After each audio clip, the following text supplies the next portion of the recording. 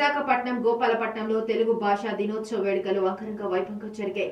ఈ యొక్క కార్యక్రమంలో పాల్గొనడానికి విశాఖ జిల్లాలో ఉన్న గవర్నమెంట్ స్కూల్స్ నుంచి పిల్లలు సాంస్కృతిక కార్యక్రమాలు నేర్పించి పోటీ నిర్వహించారు. ఉపాధ్యాయులు తదుపరి కార్యక్రమంలో పశ్చిమ నియోజకవర్గం విశాఖ ఎమ్మెల్యే గణబాబు గారి చేతుల మీదుగా బహుమతులు బహుకరించడం జరిగింది. ఉపాధ్యాయులు పిల్లలు చదువుకోవాలని తపన, తెలుగు భాష మీద ఉన్న ప్రేమ మరియు సాంస్కృతిక కార్యక్రమాల మీద ఉన్న ఇష్టాన్ని చాలా బాగా తెలియజేశారు. ఉపాధ్యాయులుగా మేము చాలా గర్వపడుతున్నామని కొనియాడారు.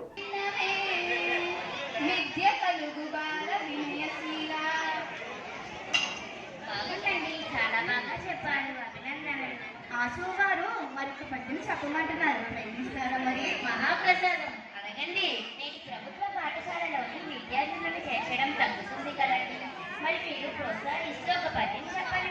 మరి ఆశుగారు మీ పద్యాన్ని రాసుకోండి. మరి అక్షరాల గుడిని ఆరాధనము చేసి పల్లెబడిని పెంచి పటిమ మించా తెలుగు నుడిని చేర్చి